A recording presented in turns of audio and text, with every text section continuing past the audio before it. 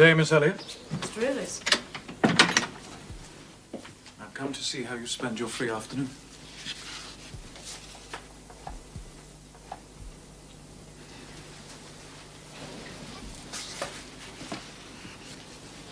Is the portrait like? Like? Like whom? I did not observe it closely. Oh, but you did, Mr. Rivers. It is a well-executed picture. Of? Of Miss Oliver, I presume. And would you like me to paint you a copy? That I should like it is certain. Whether it would be wise is another question. As far as I can see, it would be wiser if you were to take to yourself the original at once. She likes you, I'm sure. You ought to marry her. It is strange. Though I love Rosamond with all the intensity of a first passion, I experience at the same time a calm, unwarped sense that she is not the partner suited to me.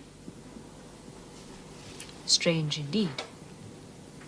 Rosamond a sufferer, a laborer, a female apostle, a missionary's wife? No. But you might not be a missionary. You might relinquish the scheme. Relinquish my vocation? My foundation on earth for a mansion in heaven? Never. It is dearer than the blood in my veins. And Miss Oliver? Are her disappointment and sorrow of no interest to you? She is surrounded by suitors. She will forget me in a month and marry someone far more suited to make her happy. Oh, you speak coolly, but you suffer in the conflict. You are certainly not timid. I scorn the suffering. It is a mere fever of the flesh. Reason and not feeling is my guide. I honor endurance, industry, talent. Your own progress I watch with interest because I consider you a diligent, orderly, energetic woman. It is not because I sympathize with what you have gone through or what you still suffer. I am, in my original state, a cold, hard, ambitious man. It is true. My religion has turned the original materials to the best account, but she could not eradicate nature.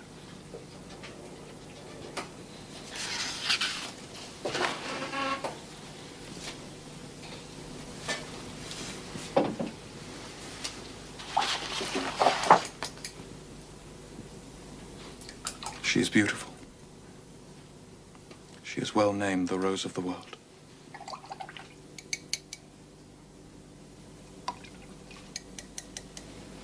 And may I not paint a copy for you? Cui bono? No. Good day, Miss Elliot. Good day, Mr. Rivers.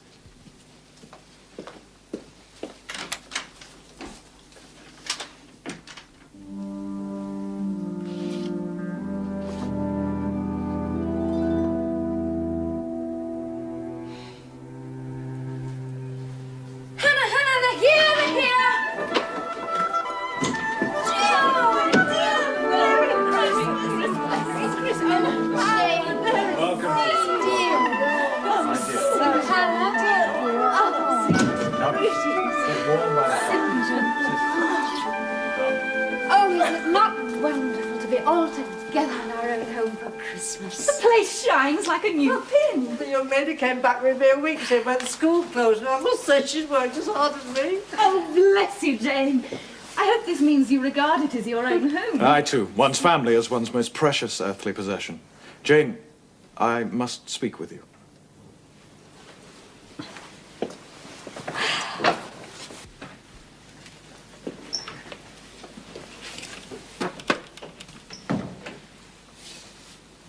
Jane, come and sit by me.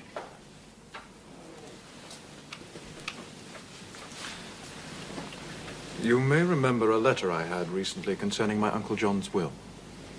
Yes. It was from his London solicitor, a Mr. Briggs. I know Mr. Briggs. And you know my name. I plead guilty. Forgive me. Briggs wrote again later. Your name was mentioned. Why? I will tell you in a moment. But in consequence I have learned what befell you from the day you went as the governess to the ward of a certain Mr. Rochester. I can guess your feelings, but restrain them for a while.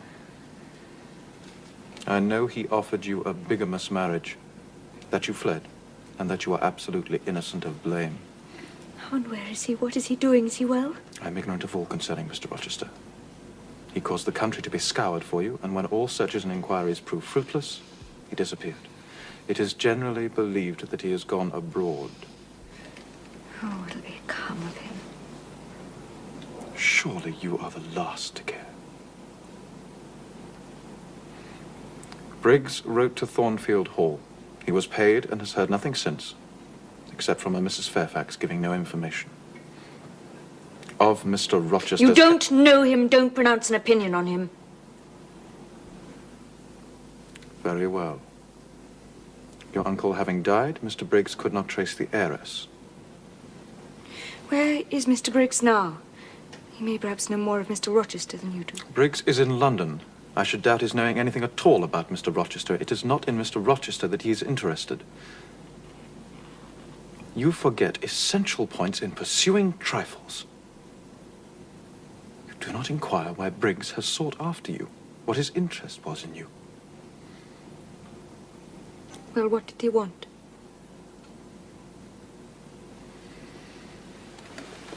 Merely to inform you that your uncle, Mr. Eyre of Madeira, has died, that he has left you all his property, and that you are rich, an heiress. An heiress? Your uncle left you £20,000.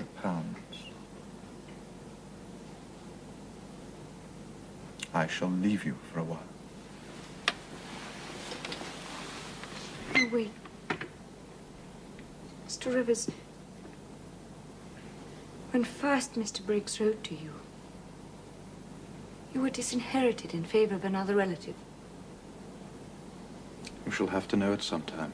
You may as well know now as later. Your name is Jane Eyre. You may well not know that I was christened St. John Eyre Rivers. My mother's name was Eyre. One brother was Uncle John, who died in Madeira and left this money. The other brother was a poor clergyman who died, as his wife did, many years ago. I know your whole story. Then your mother is my father's sister. Undeniably. We are cousins. Yes, we are cousins. Oh, I'm glad. You are an odd girl. You remained quite serious when I told you you had got a fortune. And now, for a matter of no moment, you are excited. It may be of no moment to you. You have sisters. I had nobody. And now I have 3 relatives. Oh, I'm glad. But now you've given me too much to take in. I must be alone. Think. Please stay. I'll go to my room. Oh, we'll have so much to talk about.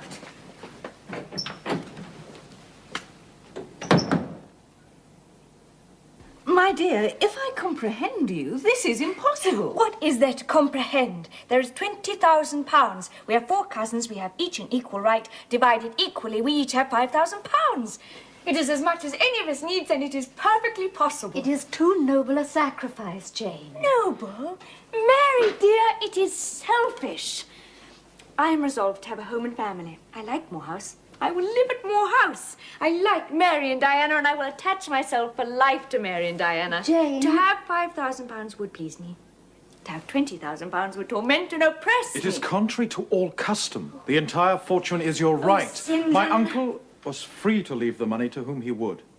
He left it to you. Were you to argue, object, and annoy me for a year, I could not forego this delicious pleasure. Jane, you cannot imagine what an important lady you will be with £20,000. Society will be open to you. My society is here. I never had a home. I will have a home. I never had brothers and sisters, and I must and will have them now. We cannot take advantage. Say again, you'll be my brother. I will be your brother. No buts. I will stay at the school till we find a new teacher, and then I will return here to my family. Say what you will, my purpose is fixed. I shall write to the lawyers tonight, and will you nill you, it is done.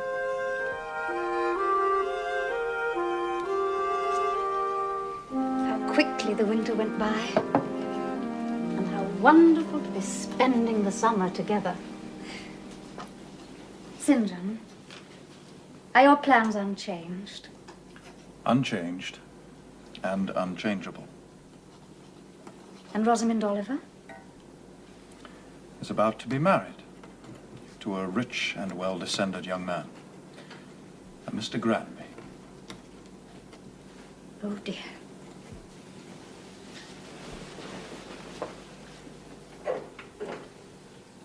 You see, Jane, the battle is fought, and the victory is won. My way is now clear. I thank God for it. You get on well with your German. Diana teaches well. Jane, I should like you to take a walk with me. I'll fetch Diana and Mary. No, I wish for only one companion this morning, and that must be you.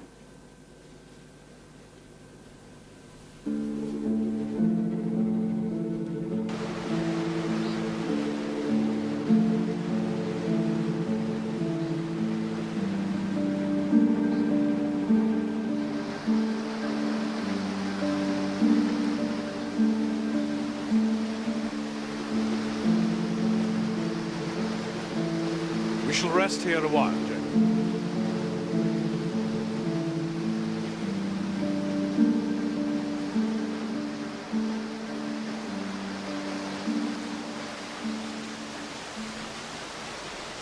I go to India in 6 weeks, Jane.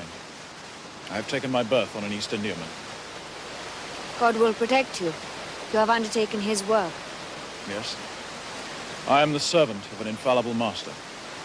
And it seems strange to me that all around me do not burn to enlist under the same banner. All have not your powers. It would be folly for the feeble to march with the strong. I am thinking only of those who are worthy of the work and are competent to do it. They must be few in number. Truly. But when found, it is right to offer them direct from God a place in the ranks of his chosen. If they're really meant for the task, will not their own hearts tell them so? What does your heart say? My heart? My heart is mute. Then I must speak for it.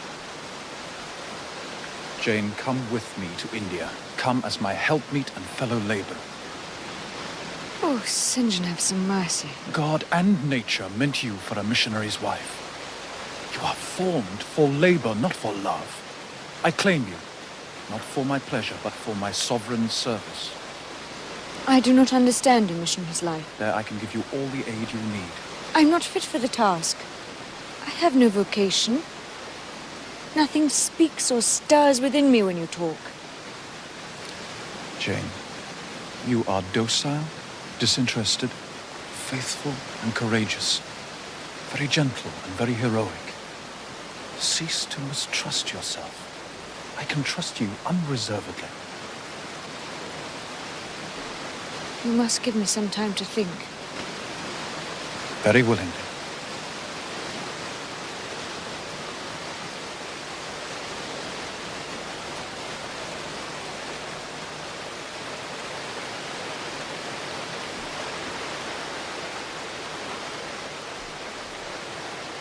In leaving England, I should leave a loved but empty land.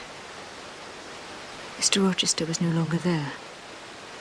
And even if he were, what could that ever be to me? Consent to St. John's demand was possible, but for one item. One dreadful item. He had asked me to be his wife, when he had no more of a husband's heart for me than that frowning giant of a rock down which the stream was flowing.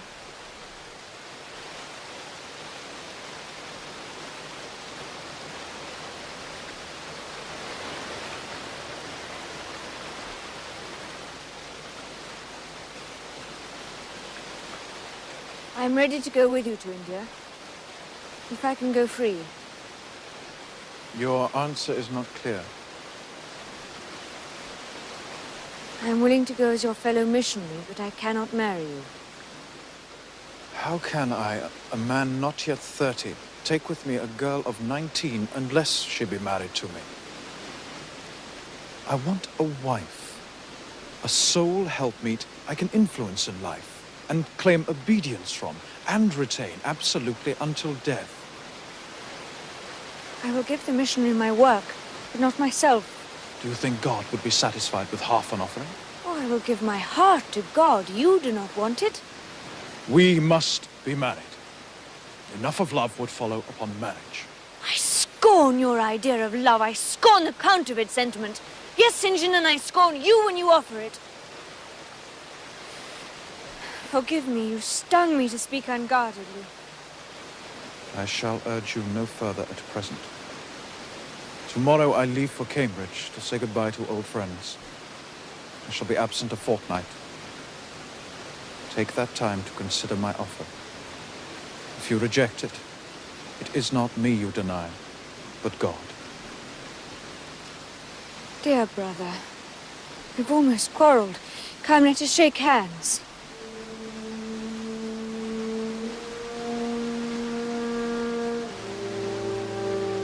You do forgive me? I have nothing to forgive, not having been offended.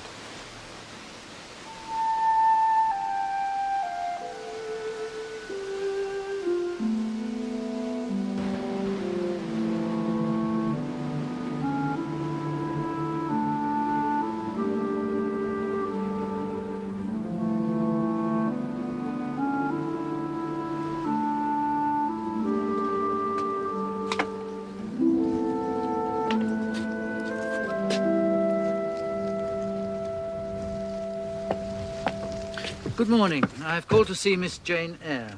She's expecting you, sir. Come in. Thank you.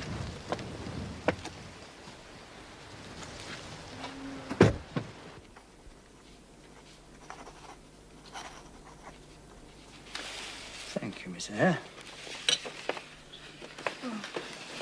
I'm sorry to have troubled you, but if I'm to sell off the remainder of the estate, I must have your authority.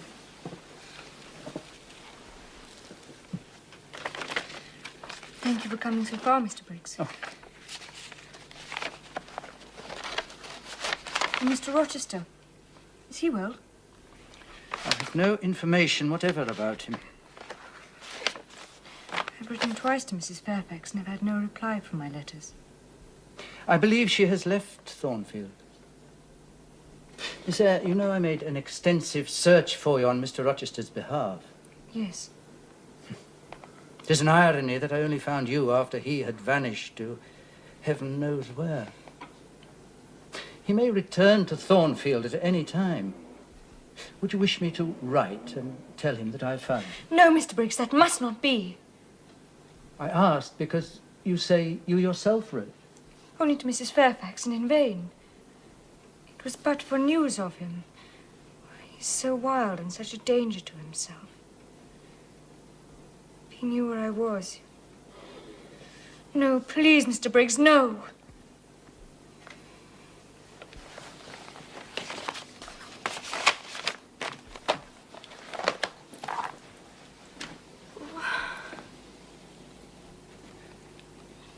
Miss Eyre, I'm well. I shall obey your instructions. Goodbye, Miss Eyre.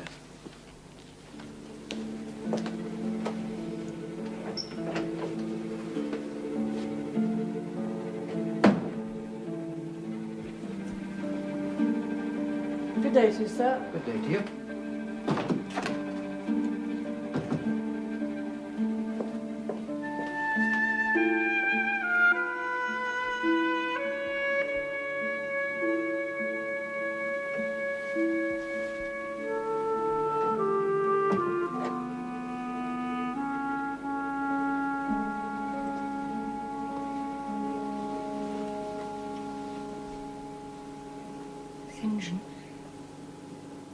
I'm unhappy because you're still angry with me. Let us be friends. I hope that we are friends. Not as we were. Are we not? For my part, we are. I wish you no ill and all good. Must we part in this way? When you go to India, will you leave me so? Without a kinder word than you have yet spoken. And when I go to India, Jane, will I leave you? Do you not go to India? You said I might not go unless I married you.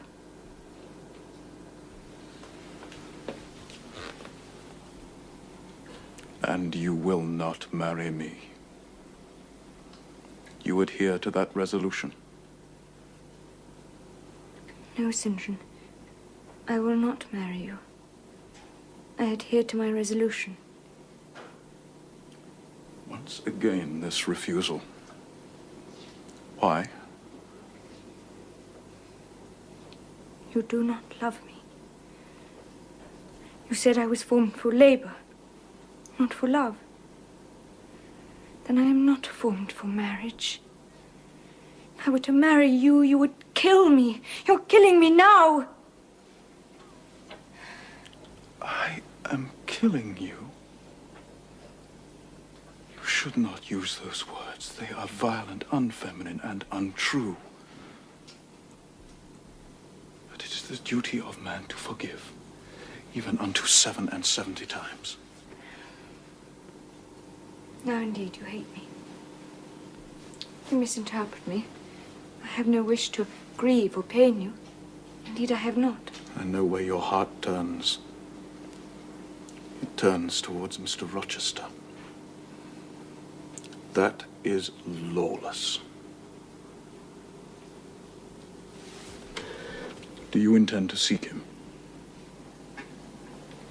I wish only to know what has become of him.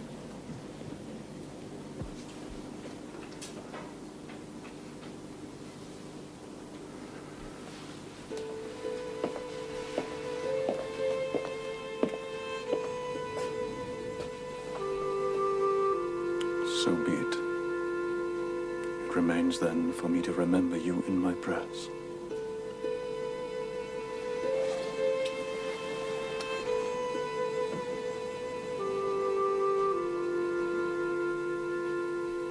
Hannah.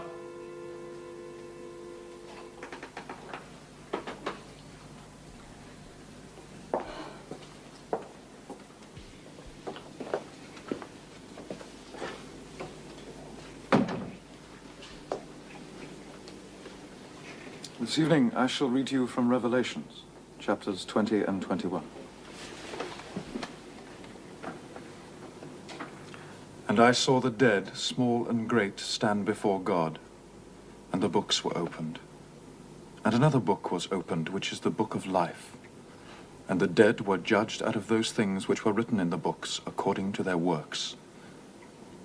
And the sea gave up the dead which were in it, and death and hell delivered up the dead which were in them, and they were judged every man according to their works.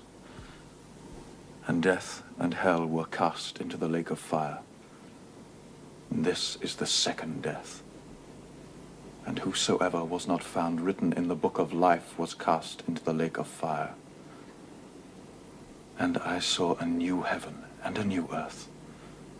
For the first heaven and the first earth were passed away, and there was no more sea. And I, John, saw the holy city, New Jerusalem, coming down from God out of heaven, prepared as a bride adorned for her husband.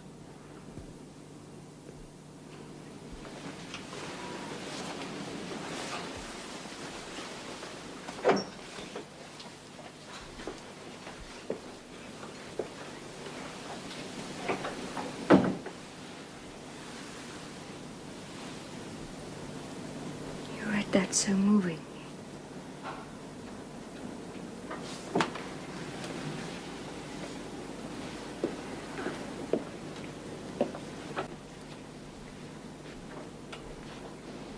Could you not think again? Could you not decide now? I could decide. I was sure it were God's will that I should marry you. Vow to marry you here and now, come after what may. My prayers are answered.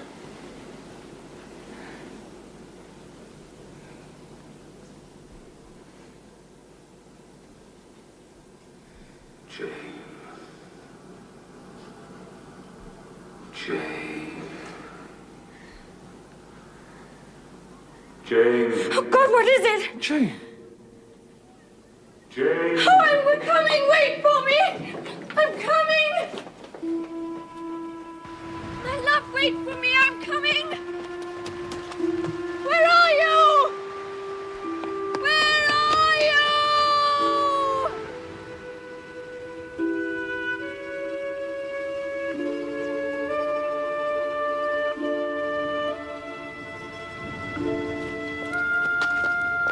Jane, what has come upon you? You are possessed. Leave me alone!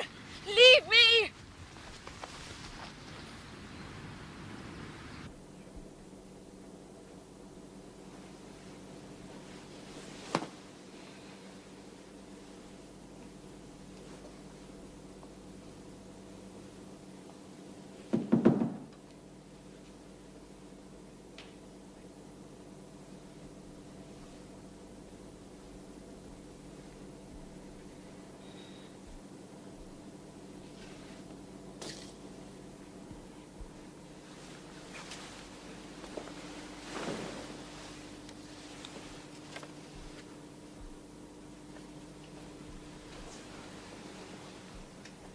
You said I saved your life.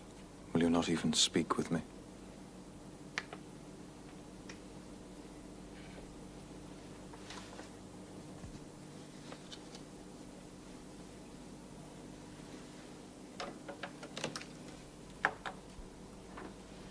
Jane, I must... Where are you going? Where I must. You left me too suddenly. Had you stayed but a little longer, you were about to lay your hand on the Christian's cross and the Christian's crown. I am sorry. Your spirit is willing, but your flesh is weak. The devil has been at work here. No devil, St. John. That is superstition. It was nature. She was roused and did no miracle but her best. You are still upset. You speak in riddles. I shall not argue with you now. But know that my spirit is willing to do what is right. And my flesh, I hope, is strong enough too. I must accomplish the will of heaven, to search and dispel this cloud of doubt that has confused you. I'm in no doubt, St. John. But there is something I have to find out. Something I must do. It is in God's hands.